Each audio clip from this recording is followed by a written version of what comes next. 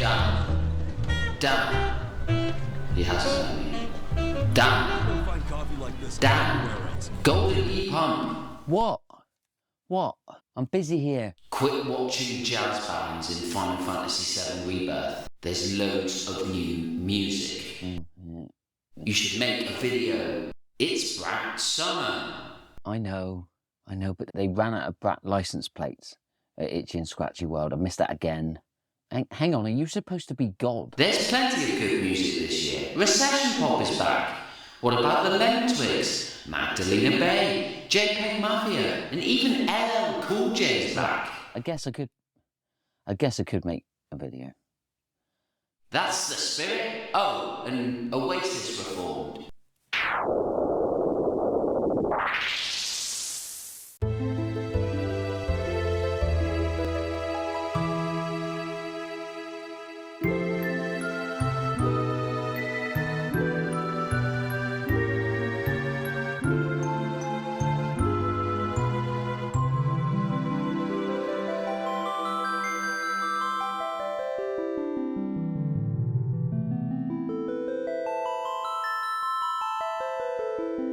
Hey Cacophants, and welcome to Brat Summer, but it's not.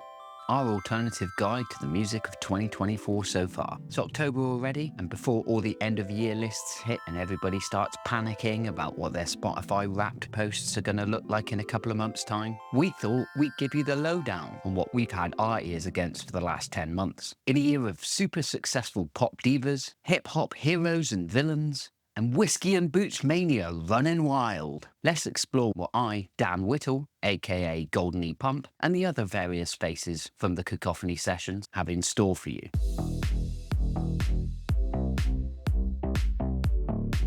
It's been a good year for pop. There's been some good records. We've had some strong kind of B-tier albums from the likes of Billie Eilish, and even Sabrina Carpenter's record, Short and Sweet, I think is delivered with enough care, and it's got a lot more irony in it than certainly some of the other records of the last 10 years in this style. It's likeable. Ariana Grande's record, similar.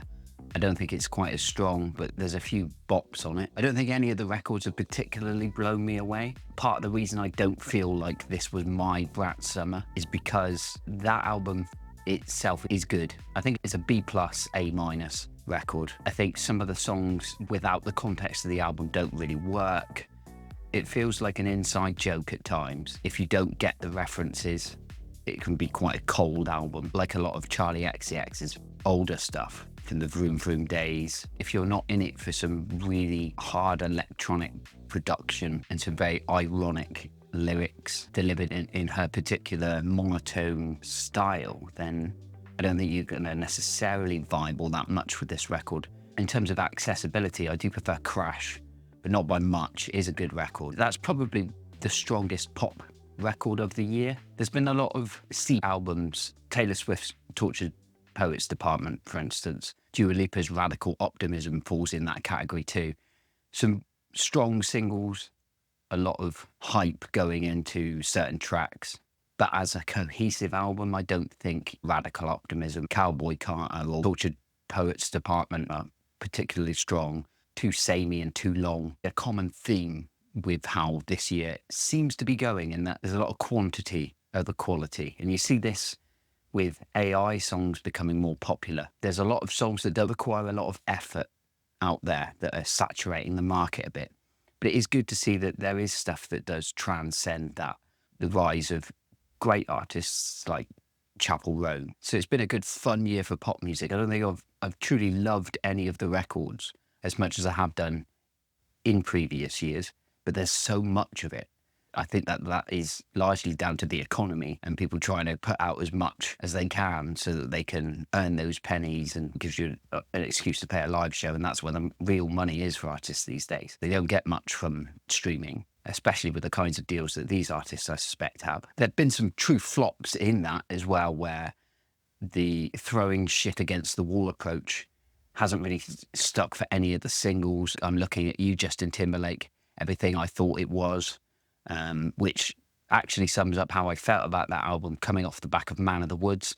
I didn't expect it was going to be very good. I didn't expect it to be worse. I don't think it is, but it's not a good album. It picks up towards the back half, but it's too little too late. I was actually quite pleased that there's an NSYNC revival song on there. It's not very good, but it was something different in the track listing that made it somewhat justifiable to listen to. We've also had 143 by Katy Perry, 143 presumably being the number of people that expected this album to be good. Witness started a downward spiral for her. She hasn't really been relevant in pop spheres since about 2017. So I'm not sure why everybody expected this to be good. It's not good, but it's not as bad as people are saying it is. It was the lowest ranked album in 12 years. I scored it an F. It's a 3 out of 10 record, but I don't know what people were expecting. I expected nothing and I got nothing. She's not a critical darling. I wasn't expecting anything less than middle of the road pop music, and that's what I got. Production's bad. She's made some choices in terms of working with the likes of Dr. Luke. And I think that the pushback people have given her on that is the reason why people have reacted so negatively to this project. It's not really about the music. It's more about a reaction to how she's presenting herself. It's a little bit behind the times with how society looks at people these days, and is a little bit more scrutinous of decisions. And when you're just clearly making a decision for capital because there's no real reason why you would want to entertain somebody with those suspicions against them on a professional basis, it's just toxic. I don't know why you would go there unless it was for the money. And that seems to be a problem with a lot of pop music. There's a lot of pop music out there that's not being made for the right reasons. There have been cases, as I say, Sabrina Carpenter, Charlie XCX have made records presumably down to a love of art, and that's why they probably resonate better with me anyway, because music snob. One of the things I'm seeing is that artists are now milking these albums for money at the detriment of the artistic merit of the album, in my opinion. Taylor Swift did it with Tortured Poets Department, put out a deluxe edition, kept other people off number one, and extra money from it. Charlie XCX is doing the same with various versions of Brat that are coming out, including some new tracks, Talk Talk with Troye Sivan. It's just an opportunity to milk and rinse the album cycle a little bit more. It always feels a little bit cynical. Maybe I'm just cynical, but I would say it's definitely been a quantity over quality year in terms of pop. But don't let that put you off, because there are still good records out there, and it's been a good, not great year for pop music.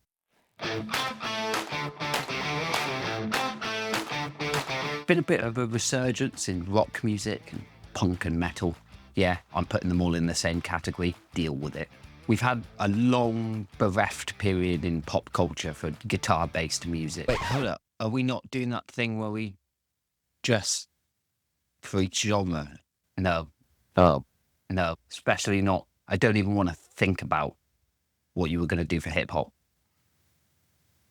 No.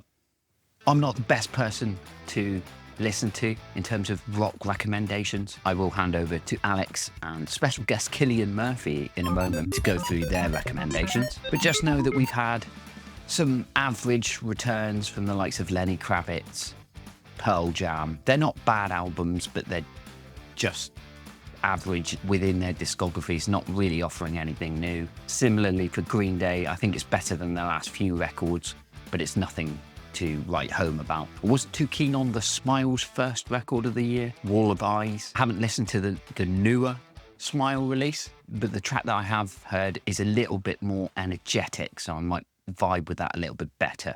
Who knows? To the Ghosts from Colts, I love the single Crybaby, but the album itself was a little bit unbalanced. Similarly for The Mess We Seem to Make by The Crawlers.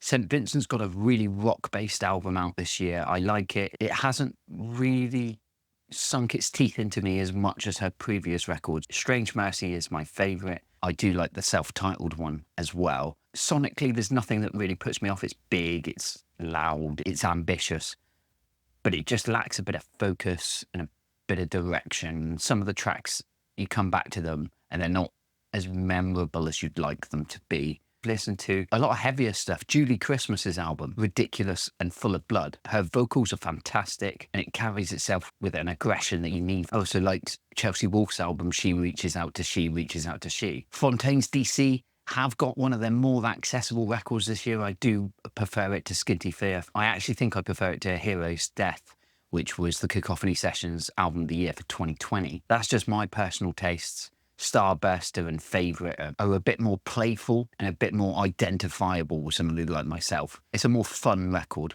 more fun side to Green Chet and the gang. And similarly, Bring Me the Horizons Posthuman Next Gen is a really good record. I've gone back and listened to some of their older stuff, and I don't think it quite compares. It introduces a lot more hyperpop elements, as seems to be the case with the likes of Charlie XCX becoming popular. Fans of traditional metalcore are probably not going to dig this so much, but I really like it. Strangers is a great track. A lot of those records are Bs, B pluses. Listen to them, impressive. Don't necessarily go back all that much. I am listening to a lot of music, so that might explain why. But I'm sure there's definitely stuff in there that you'll find yourself listening to. Records that I really enjoyed, though, to the point where I've ranked them as A's and above. Although I only listened to it recently, the new Nick Cave album, Wild God, with the Bad Seeds, is exceptional. It's got more chamber pop elements. There's lush orchestration behind it. It's a little bit more tender with his strained vocals. That's an impressive album. Give it a listen if you want to be taken on a journey that's quite hopeful, quite transcendental, and ultimately is contemplative of aging and dealing with your own mortality, I guess. If you want a little bit more of a fun listen, maybe go for Ty Seagull's Three Bells. That's a great record. There's lots of really well-written tunes on there with some great guitar work. It's quite varied as well. It covers quite a lot of the spectrum of rock music. Big fan of the Last Dinner Parties album as well. Nothing Matters is one of the most recognisable rock songs in years for me. It's got a chorus and a propulsion that allows it to be quite anthemic, even though it's laden with curse words. They've got a radio edit, so it can fit quite nicely into soundtracks, and I'm sure we're going to hear it everywhere. But right now, I like it, and the rest of the album's good. It's one I've been meaning to go back to for a second listen. Haven't got around to it yet, but I'm looking forward to it when I do. One really heavy album that I love is Knocked Loose. You Won't Go Before You're Supposed to. It's heavy as balls, but I don't think it quite takes itself as seriously as some records of this nature do. The vocal performance is incredible. There's some varied beats and different rhythms across the album, but most of all, it is just really heavy. It's a blast of energy, and if you're into that kind of thing, you're going to love it. And a surprise favourite rock album of the year so far is Aaron West and the Roaring Twenties with In Lieu of Flowers. It's an album about dealing with family and the loss of one's father. Something that I can personally resonate with, and that's something that I've only listened to once. It really stayed with me, but I do need to go back and listen to it to get a better idea of why the songs themselves are so effective. So overall, good year for rock music. Linkin Park are coming back with a new singer, Emily Armstrong, who's quite a controversial figure. I believe she stood up for the dickhead from That 70s Show, who is now a convicted rapist. The single sounds good. I don't really know enough on that one to make a judgment call whether it's a good idea or a bad idea. It might be one of those that fizzle out if she's a truly awful person, but at least we got one decent single out of it. I was impressed by how much that came together and still sounded like Linkin Park. A new Cure record's coming out as well. The single Alone takes a while to get going, but Robert Smith's vocal sounds like he hasn't aged vocally at all since 1982, which is amazing. But as I say, everybody knows that rock isn't exactly my favourite genre. I am listening to more and more metalcore, more and more experimental metal, but I'm not an expert. So let me hand you over to Alex and to Cillian Murphy. Bring the heat. Oh, yeah, I'm starting now, right? Well, what haven't I been listening to? Nothing new, as usual, because I just apparently don't listen to music despite being on a music podcast. What I've been listening to right now is an album called Bright Lights by British band TRC. It's basically just Cockney hardcore, and I think it rules. They've got two vocalists, one who does the sort of harsher stuff, and one who does, well, it's not like rapping, but it's like faux Cockney rapping. But it's really good, and I'd highly recommend people give it a go. One of my favorite albums of all time I've been listening to is Modern Life. The album's called I Love Let Me Go. Actually, you're going to see a bit of a trend here. A cross between punk and hardcore, a lot of fast drum beats, which I really like. But all the lyrics are very much lovey-dovey and quite romantic. It's quite weird, but it works. It's very catchy and absolutely fantastic band. They unfortunately disappeared. So they've got two albums in the EP, which are all good. But that's my favorite album. Another one is a British band called Heights. The album's called Dead Ends. It's kind of like a sort of metalcore-y, sort of screamy band. But I think the vocalist might have the cleanest, most understandable vocals of that sort of vocal style. And all of they're not overly complicated lyrics.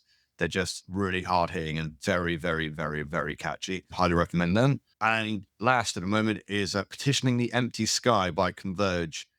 It's my favorite Converge album. It was their first one. And I think it's when they were doing everything their best. I personally think it's got some really, really interesting songs in it. And they do a lot with tempo, speed up and slow down, which is, there was a band, is quite difficult to do well. But yeah, that's kind of it, really. I'm sure they're way better than everyone else's albums. Check mine out first if anyone's listening. Yeah. I'm Cillian Murphy. You might know me from the films such as The 28 Days Later, but I'm Irish, just like my favourite band, the Fontaines DC, from Dublin City. They've just created the best album you're ever gonna hear, and if you just listen to Starburster, you'll get into the rest of the album. Just listen to it, okay? Lucky Charms.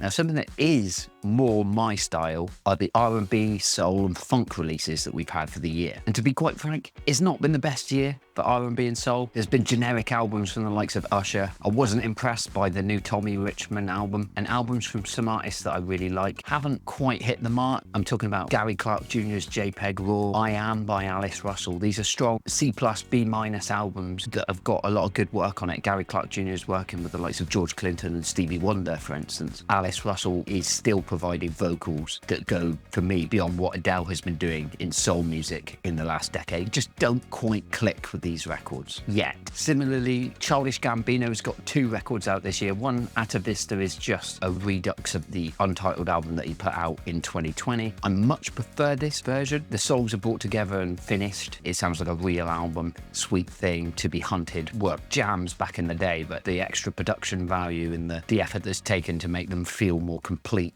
it does go a long way, and I do really like this version of the album. It's not really from 2024 though. Bando Stone and the New World is the album from an upcoming movie project that I haven't seen. It's a very weird listen. You listen to it, you have no idea what's really going on. You're trying to follow a story, but you can't do it without the visual aspect of the movie. So I think it's intentionally designed to be confusing. Whilst I like a lot of the individual tracks, and it does flow as an album, it's a bit strange. I'm just not sure that this is universal enough to appeal to anybody outside of somebody who already digs Childish Gambino of. What Now by Brittany Howard is another one. I like a lot of the songs and it sounds really good. There's just nothing that's really stuck in my memory and that I've really liked as an individual song. 2 that I'm a bit more positive on though. We've got Casablanca by Marsha Ambrosius, formerly of Floetry. If you like R&B grandiose production values by Dr. Dre, his best produced album of the year for sure. If you like over dramatic homages to traditional R&B with a lot of references to historic songs within the context of soul. If you like looking for those breadcrumbs, finding out where the samples and the lyrical references are from, it's a lot of fun. Her voice is incredible. Got a lot of presence. It is a wonderful record. Similarly, in the A category, I would also put the new record from Bilal, Adjust Brightness. There's a lot more electronic components to this record. He's normally a neo-soul artist, puts a lot of faith in jazz music. He's still working with Robert Glasper, the jazz pianist, on this, as he has done before. This time, there's a lot more little quirky electronic elements that he uses to complement the more strained tones of his voice. He's 45 now, but some of the hooks are great. Some of the bass playing is incredible. And vocally, especially towards the back end of the album, he really takes this to fantastic heights. I'd recommend checking that out. But it hasn't been the greatest year for funk, soul and R&B music at all, which is a little bit sad. It's been an interesting year for hip hop though.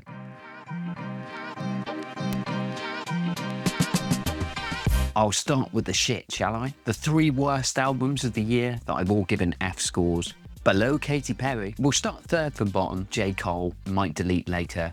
Matt Hardy called, and deletion is advised. I'd be surprised if that is still on streaming by the end of the year. I think he already removed one of the tracks. It was just a very reactionary album, made with very little care. A situation was brewing that J. Cole had got himself involved with, namely the Kendrick Lamar Drake beef. This is not J. Cole's greatest moment. He's done better stuff than this, and hopefully the next project is significantly improved. If not, he might be in trouble, but maybe not so much trouble as the second worst album of the year so far, The Death of Slim Shady Coup de Grace by Eminem. There's a deluxe edition coming out of this soon.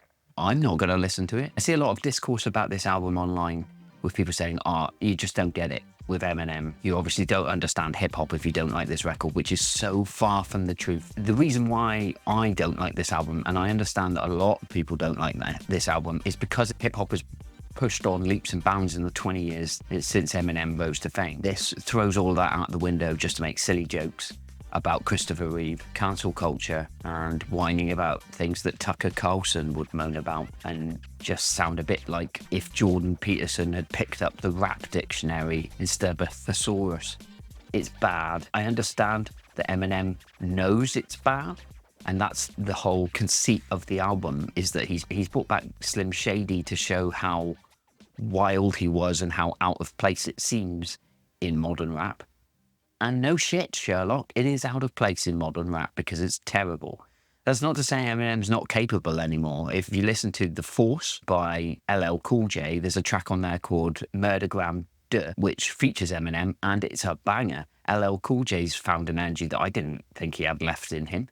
Eminem has matched that. He's still capable of fantastic lyrical dexterity, but he just needs somebody to put better themes in front of him than complain about being old and music fans being young now. It's never going to fly. Maybe he just needs the energy of working with somebody in the studio who maybe isn't Dr. Dre, because Dr. Dre doesn't do it for me in hip-hop in 2024. Everything I've listened to over the last few years has been a bit weak. But as I say, with the Casablanca record by Marshall Ambrosius, he's certainly not lost his ability as a producer.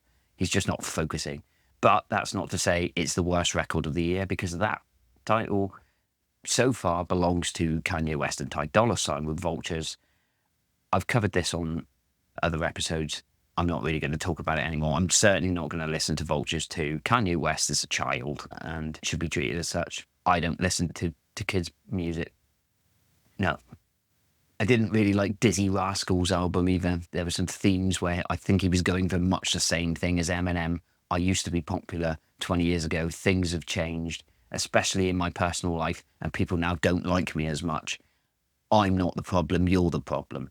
That kind of vibe. Not so much. And Dizzy Rascal, I think, is, especially as an Englishman, a little bit more likeable, certainly more identifiable than Detroit rapper Eminem for me. But it's not great. It was good to see Rakim come back with God's Network Rebirth. Some fun tracks on it, but not amazing. That seems to be the way for a lot of legacy rappers, such as Common, his album with Pete Rock. They're great sounding records. They've got a lot of bangers, and you can put them on and continue a hip-hop playlist quite easily with a number of the tracks featured on many of these albums, to be honest. But there's nothing that really stands out as pushing hip-hop forwards in 2024. Similarly with The Force by LL Cool J, it doesn't push hip-hop forward, but I think with this record, the fact that I turned off of LL Cool J after about 2005, I think he had a song out with J-Lo, which I quite liked. Not very often I say that about a J-Lo record. After that, he just seems to be a TV presenter.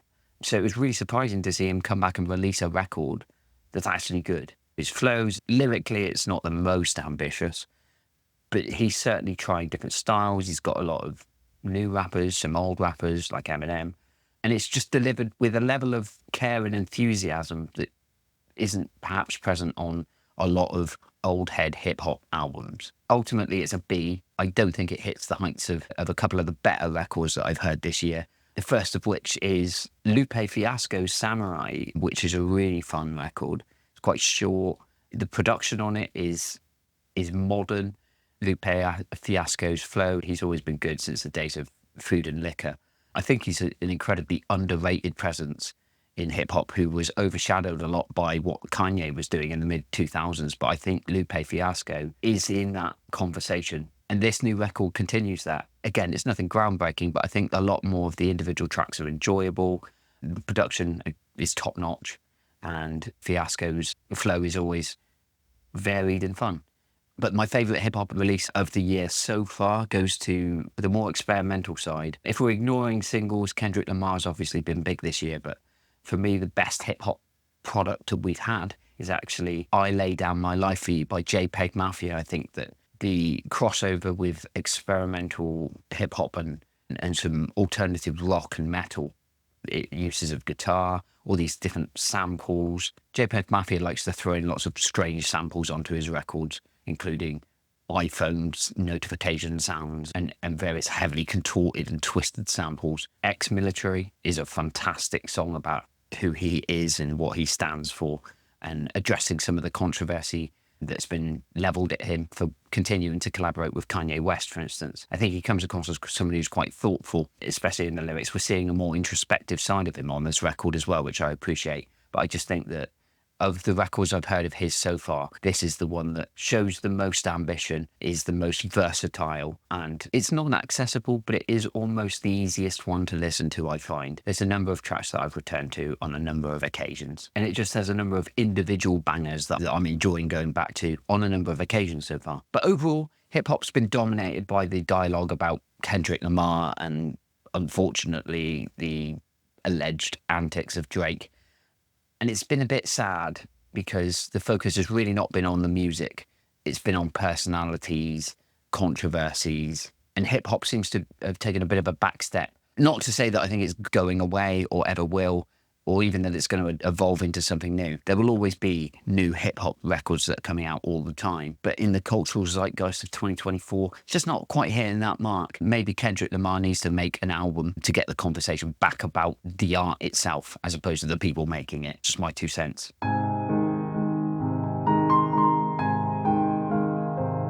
I'm going to let Tom give you some of his picks now. Tom's taste is metal and post-rock and prog rock, but I'm going to categorise his picks as indie because it'll annoy him.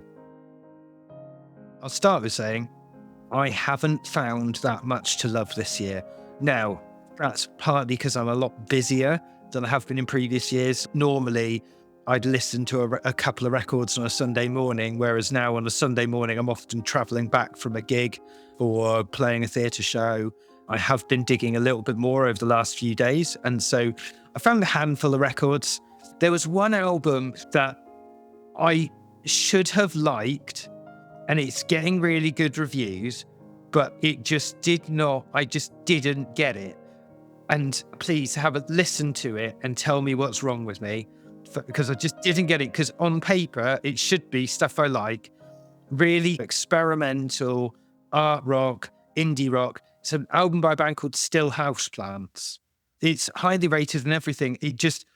I wasn't able to connect with it yet. I think they're doing very interesting things with the guitar, bass, drums setup, and kudos to them for that. I will give it another go. I will, but it's not a 2 out of 10, but it's an interesting 5, 6 review. It's a question mark out of 10. But going through albums that I've loved, my album of the year to date, I will be very surprised if it isn't on my nominations for album of the year. The New Judy Christmas album is amazing. There are 3 things that will make me love an album. Okay. Variety. This album has it in spades. She starts off with this really dissonant, abstract, post-metal Bjork track with Not Enough. And then there, Supernatural is like that really heavy end of indie rock. And then you've got like The Lighthouse, which does abstract, is post-rocky. Then you've got Kids, which starts with that really saccharine synth intro, which is brilliant, and it's really short. And then you've got Blast, which shows all the bands like Idols and Softplay how to do it. It's got a massive riff. And then it ends with 7 Days, which is like a very interesting There Is No God type thing going on. But it's just the whole album just mixes it up so well. Her vocal is on, but then it goes to the other things that I like in an album. A mood that's relatively consistent and big choruses. It doesn't have the big choruses particularly, but there are moments, and there are definitely catchy moments with some of the riffs and the hooks. And the album cover is really creepy. It's not a vinyl you'd want to put near your bed. Sticking with a heavy theme, there's another really heavy album there's another 2 really heavy albums. No, 3 heavy albums that I'm going to mention. Sumac. It's a whole album that's only 4 tracks, made by one of the band members was in ISIS, one of the band members is in Russian circles. They're an experimental post-metal trio, but there's enough. I loved the band ISIS. I absolutely loved them. Like, they were one of my favorites. And there's enough of that in this that it kept me thoroughly entertained for the runtime. Bosk released a new album, BOSSK. I'll be seeing them play again, I think, later this year. I've seen them a few times. Their new album is Point 4, and it's fantastic. There are moments in it that are brilliant. They describe themselves as a post-everything band, and they really do take elements of like post-hardcore and post-metal and post-rock and everything, and they throw it all together. And yeah, it's really, they're really good. They've got a great ear for melody, and they can make a heavy riff. The only problem with this album is that when you listen to it, it doesn't really flow or feel like an album. They've thrown like remixes in the middle of it and collaborations. And although they're all very good, it just doesn't quite flow for me. There's a collaboration with the keyboard player from Maybe She Will playing a piano piece, and it's beautiful. But it just means that the whole thing doesn't quite, for me. Now, I'm sure some people who listen to it, and I have just said I like variety in an album. I do. Her Name is Calla, Animal Choir, favourite album of all time. That's got a lot of variety on that album, but there's something to tie it all together. It ties together in either the production and the vocalist, and just some of the tones just hold it together. They've got a different vocalist on each one, and the band are changing how they sound to suit the guest vocalist, and it just slightly loses that cohesive flow. It's still a rewarding listen, and it's still an album everybody, I think, should probably check out, because there are ideas on it that no one else really is doing, and there are moments of beauty in it, and there are tracks that I will go back to. I think it's the final track, 181 to Beulah, just a beautiful piece of post-rock. It's just beautiful. And I think the other one, Events Occur in Real Time, is the other track that's just them, which goes from like post-rock to really chuggy, doomy metal, and it is great. But yeah, as tracks to listen to, bands to check out, great. Album as a listening experience, not so good. Then there's one other heavy album that I know you're also a fan of, Dan, and that's Knocked Loose. The band I did not expect you to not hate. Mono have just released another album called Oath. I'm representing, and now I'm going to slam it. It's a brilliant album. Everything Mono does, it's always beautiful post-rock that descends into noise. They do it better than anyone else. They helped to invent that in the late 90s with some of the other bands. They're still doing it. They still sound incredible doing it. They're a bit more orchestral now. They're a little bit more mellow now. But when it hits, it still hits really hard. And the melodies will still break your heart. I love it. And I'm a big post-rock fan. Am I going to put it on my album of the year list? No, because it doesn't do anything new. It doesn't innovate. Am I going to listen to it in the car a shitload? Yes. Could I tell you what any of the tracks are called? No, they all flow into each other. That's what post-rock albums do. The names are irrelevant. It's the little bit that sounds like this. That's how I listen to those albums. Listen to Mono in stereo. I've only got a couple more albums to talk about. You'll be pleased to know. I am a sucker for a cheesy pop record, like a cheesy indie pop record. I talked about them a couple of years ago, and then they released a new album called Faith Crisis Part 1. I don't know whether that means there's going to be a part 2 or not. It's not quite the album title that makes me think there's going to be a part 2. And I've never delved into the band in enough detail to know if that means there's going to be a part 2. But it's Middle Kids. Something about this band that I absolutely love. They're a 3-piece, female singer, guitarist, bassist, drummer. They write beautiful indie pop songs with absolutely banging choruses in every song. And the albums always flow really well. And there's a couple of slow ballads, and her voice is fantastic. With the lack of stuff on my list, it's probably on my album of the year list. I've loved this style of music. I think it's just because it reminds me of Rilo Kiley, and I got really heavily into Rilo Kiley and Jenny Lewis when I was at university. Ever since then, that sort of slightly poppy female-fronted, countrified indie pop is just, I just love it. Ageless Beauty by Stars, that kind of slightly pop-punky, female-fronted. There's a lot of that in what Middle Kids are doing. Their new album's fantastic. You can tell that there's a country influence. One of the songs is called Bootleg Firecracker. Everything is country in the charts, but Middle Kids released their first album in 2018. So they can do it. It's allowed. There's one more album I'm going to talk about, and I only discovered it like the day before yesterday, and I am absolutely obsessed. It's an album called In Lieu of Flowers by Aaron West and the Roaring Twenties. And this album, banger after banger.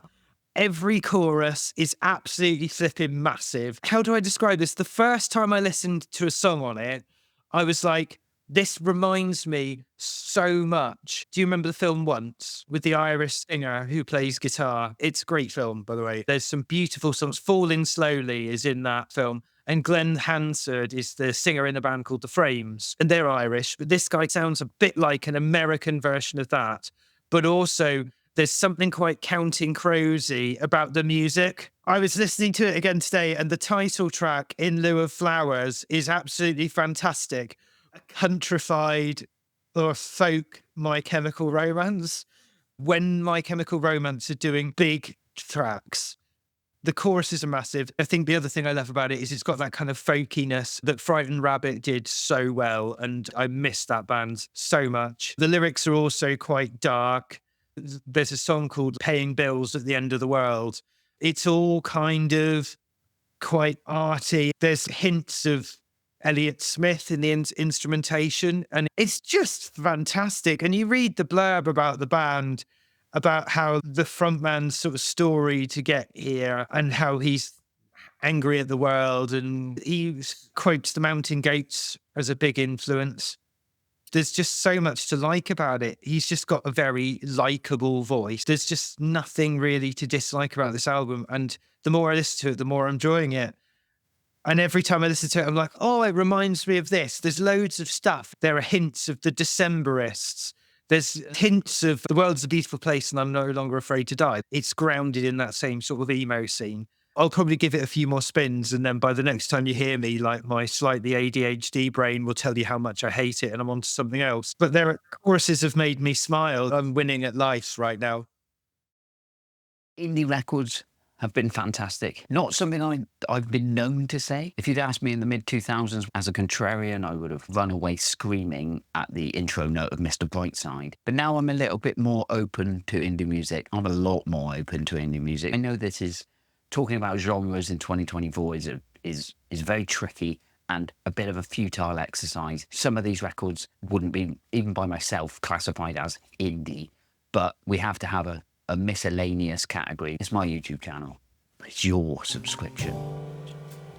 Go on, do that. I mean, I'm classing things like Pet Shop Boys as indie. It's not. It's synth pop. But we live in a world with no rules. There are lots of rules. Please follow the rules, unless they're stupid. But people like Pet Shop Boys have released albums. Zoot Woman, not very successfully, just background albums. A lot of these records don't really occupy any space in the front of my mind, even when they're on. But I did want to say that there have been albums that I've perhaps not paid enough attention to. I've enjoyed them, but haven't had the time to go back and really uncover the hidden gems in the track lists. I'm talking about things like Aurora, What Happened to the Heart. I'm talking about things like NGMT's Loss of Life, the new Vampire Weekend album, which was really good, but I haven't had the chance to fully devour it yet. There have also been albums in this category that I would really say that I enjoy, such as Love Heart Cheat Code by Hiatus Coyote. It's an alternative R&B jazzy record with a lot more emphasis on rock this time around. One of their previous records from 2015, Choose Your Weapon, is incredible. Breathing Underwater, Building a Ladder, really strange, off-kilter, jazzy soul performances. This record has that. It's a little bit more tongue-in-cheek. It's not quite so self-serious. And they do rock out a little bit with the track Cinnamon Temple, for instance. So they go to places they haven't explored necessarily before. I just don't think the album is not, it's quite a short, condensed album. It's not as ambitious as their previous projects. Still worth checking out though. Similarly with Chromeo, Adult Contemporary, they always make fun synth funk records. The track Replacements with LaRue is particularly catchy. I like that one. But I wouldn't say it's necessarily better than any of their releases. I've been listening to them for about 20 years now. Always worth checking out. Not necessarily to fall in love with, though. Some really strong A's in this category, though. I've already mentioned on previous videos how much I love the Lemon Twigs. Their album this year didn't disappoint. It's an A, just as their previous album was, Everything Harmony. This one, A Dream Is All We Know, is amazing. Some intricate pop songs constructed in similar veins to how Brian Wilson would have worked on Beach Boys tracks. They're trying to evoke the late 60s and bring us back to a period of the Byrds, the Beach Boys, some classic American Baroque pop. The track A Dream Is All I Know has been my most played song of the year. I can't get that one out of my head. I love the use of the theremin. It's quirky, it's intimate, especially Brian D'Addario's vocals. I went to see them live and his voice really connects. There's something really strong about his solo lines. But when Michael D'Addario, his brother, is harmonising with him, there's no better match. Musically, it's well thought out. It keeps you interested throughout the listen. One of the best records of the year. I like it a little bit more every time I go back to it. But the one record that has me massively impressed, I liked Secrets, Your Fire, a single by this group a couple years ago. But this year, the album is really solid. It's Magdalena Bay, and the album is Imaginal Disc. This has been my highest rated album of the year so far. It's the only thing I'm putting up in the S tier. Lots of A's, but I haven't quite dug anything as much as I have previous albums of the year that I have. Until I listen to this, this is fantastic. It's ambitious synth pop that brings a lot of influences from funk, from indie, from rock, from electronica, from synth pop. There's all sorts of influences put together in this infectious groove tank. It wants to aim high, and it actually achieves it, which is not something that synth pop records always do. There's a lot of versatility in the vocal, the production. It always sounds great. You can listen to it on headphones and really get some idea of the extravagant layering of the record, or you can just put it on and dance to it, because tracks like Image, That's My Floor, Love Is Everywhere are really driving beats, and they can really get you up and grooving. Can't get enough of this. If there's one record that you want to go away that you maybe haven't heard of before, take that one, because it's great.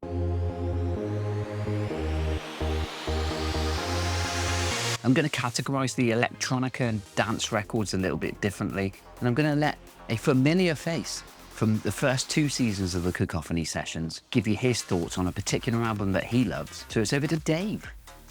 Evening Hack. Daniel has asked me to do a video about music from generally the 2024, which I found interesting. The album I'm going to be talking about, and I don't think anyone else is going to pick it, and it might take me a while to defend it, but it's James Blake and Lil Yachty, Bad Cameo. An interesting listen. Been a fan of James Blake and to a greater extent Bon Iver for quite a while now. They're particularly good producers. Their production methods are really good, second to none. They've pioneered a few techniques. Both of them, I think Bon Iver started this particular technique, but also shared it with James Blake.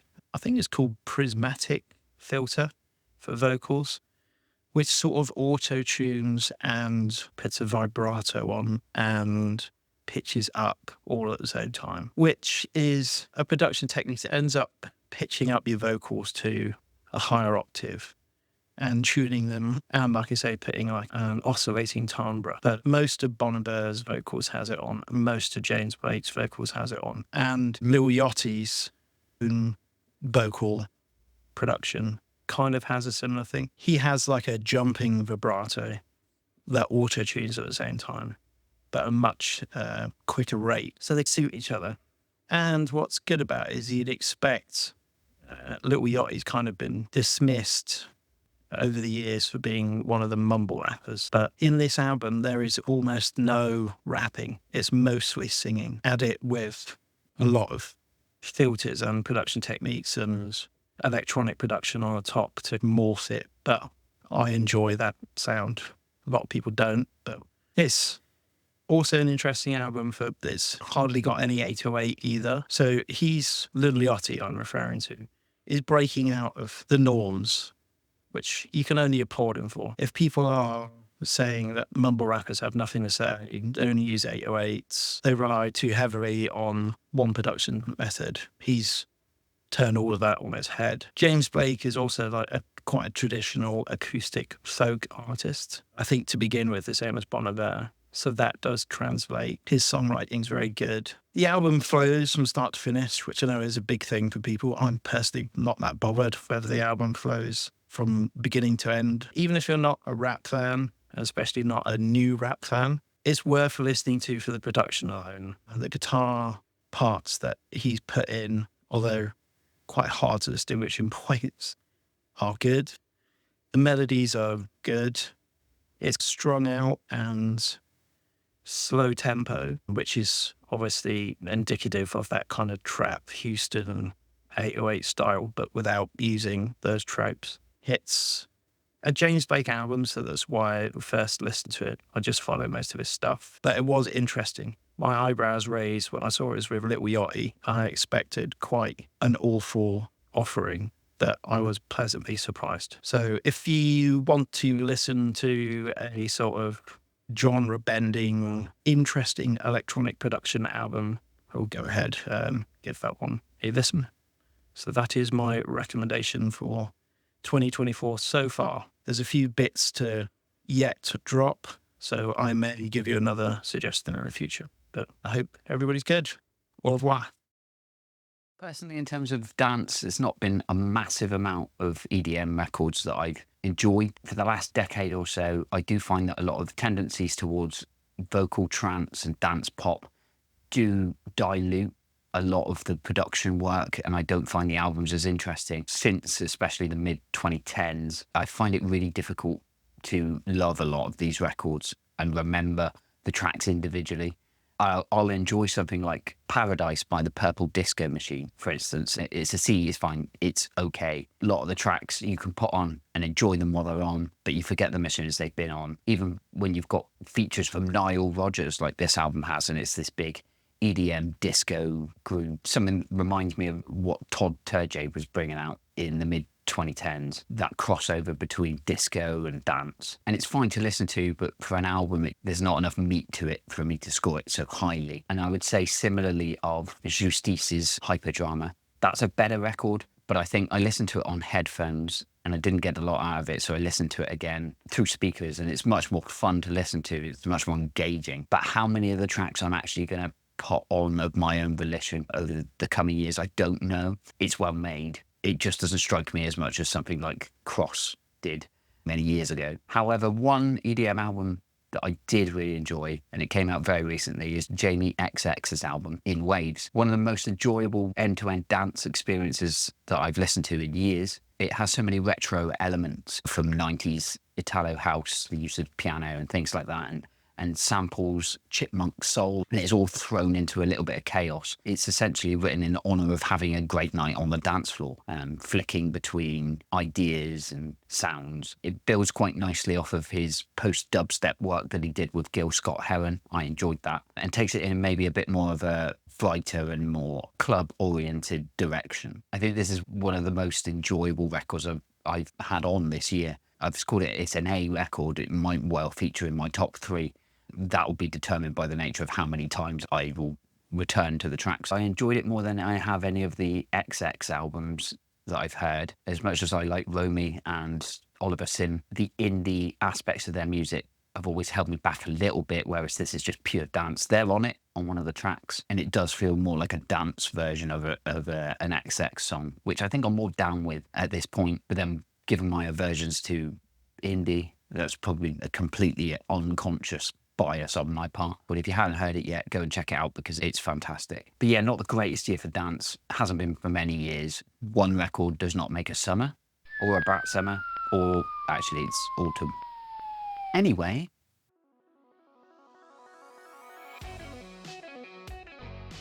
individual songs, just going to run through some of my most played songs of the year. Some I've already mentioned. I am going to do more videos like this in the future, whereby I react to my monthly most played songs. so that I can give you a constant string of things to listen to. Everything can be found at cacophonisessions.com. Our Patreon's going to be relaunching, and we're going to be doing a review tier where if you pay me £1, I will include a review of any song that you want in my monthly video that I'll be putting exclusively on that platform. So make sure you check out that while you remember. But some of the songs that you might want to check out, To You by Ty Segall. I mentioned his album Three Bells earlier. That's a great track.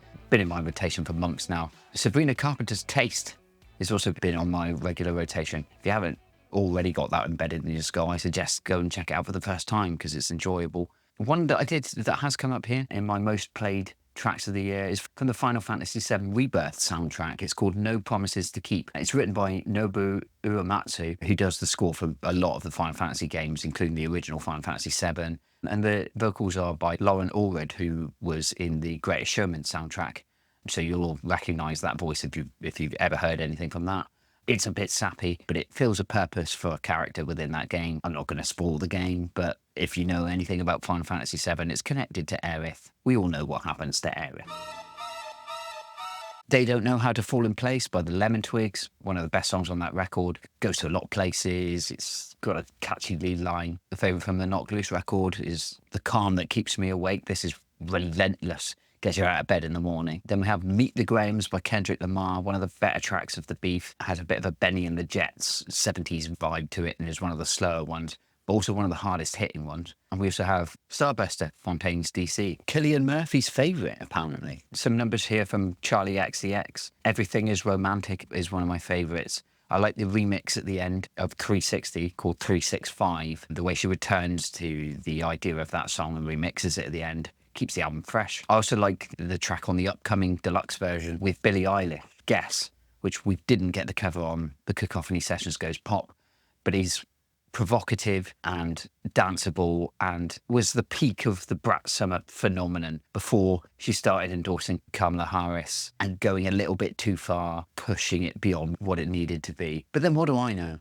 I'm just a YouTuber. As I mentioned earlier, Cry Baby by Colts has a real fun guitar lick at the beginning, and I really like the vocals. It's the best song on the album by quite a distance, but it's worth checking out if you like alternative rock with a bit of indie guitar mixed in. Angel of My Dreams by Jade, who is from Little Mix. She's also got a new single out now called Midnight Cowboy, which is pretty sexy. She's a bit more experimental than her bandmates. Perry's released some singles, which have been okay, but Jade seems to have a little bit more of her finger on the pulse from what I can see. It's got a lot of personality, which I think helps sells the record, but I think there's probably a new album coming quite soon, which I wouldn't mind checking out because I think that of the Little Mix former stars, I think she's got the most about her. She seems quite thoughtful and intelligent in interviews as well, and she's clearly trying to make something that she wants to make, which is the best way to go with pop music. I've mentioned Image by Magdalena Bay, total banger. Undeniable banger.